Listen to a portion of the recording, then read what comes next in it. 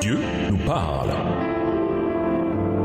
Chaque jour, Charles et Carole vous présentent la leçon de l'école du sabbat.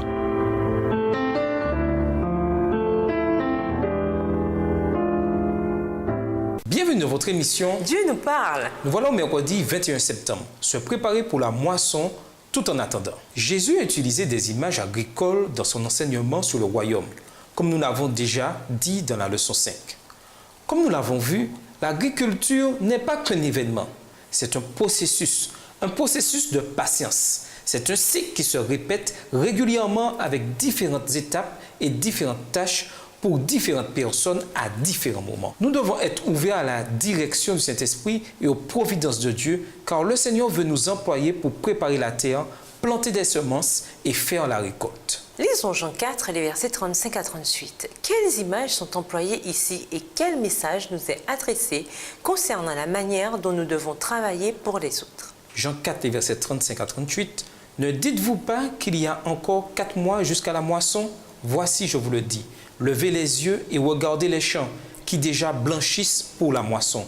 Celui qui moissonne reçoit un salaire et amasse des fruits pour la vie éternelle, afin que celui qui sème et celui qui moissonne se réjouissent ensemble. Car en ceci, ce qu'on dit est vrai. Autre est celui qui sème et autre celui qui moissonne. Je vous ai envoyé moissonner ce que vous n'avez pas travaillé. D'autres ont travaillé et vous êtes entrés dans leur travail. Nous ne connaissons pas les cœurs, c'est un fait. Nous ne savons pas comment le Saint-Esprit a déjà agi dans la vie des gens. On peut considérer différentes personnes et se dire qu'elles ont beaucoup de chemin à faire avant d'être prêtes à être moissonnées, alors qu'en réalité, tout ce qu'il leur faut, c'est quelqu'un qui les encourage à s'engager pour Jésus. Le combat fait rage, avec pour enjeu le cœur et l'esprit de tout être humain. Dieu nous appelle à aider les gens à le choisir, lui. Lisons 1 Corinthiens 3, les versets 6 à 8. Quel est le message pour nous au sujet de l'évangélisation? 1 Corinthiens 3, les versets 6 à 8. J'ai planté, Apollos a arrosé, mais Dieu a fait croître, en sorte que ce n'est pas celui qui plante qui est quelque chose, ni celui qui arrose, mais Dieu qui fait croître. Celui qui plante et celui qui arrose sont égaux, et chacun recevra sa propre récompense selon son propre travail. À sa manière, Paul dit ici ce que Jésus a dit dans notre précédent exemple. L'œuvre d'évangélisation ressemble au travail du fermier.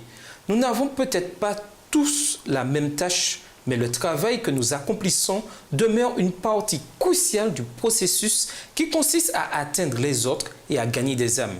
Et bien que Dieu nous emploie de différentes manières, au final, c'est Dieu seul qui peut amener la conversion d'une âme. Comment apprendre à être reconnaissant et humble, quel que soit le rôle que Dieu nous a attribué dans ce processus de témoignage envers les autres? Pourquoi est-ce véritablement un privilège? Et nous vous laissons avec cette question de réflexion.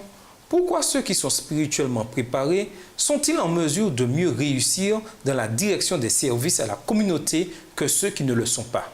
Au revoir. Et à demain si Dieu veut.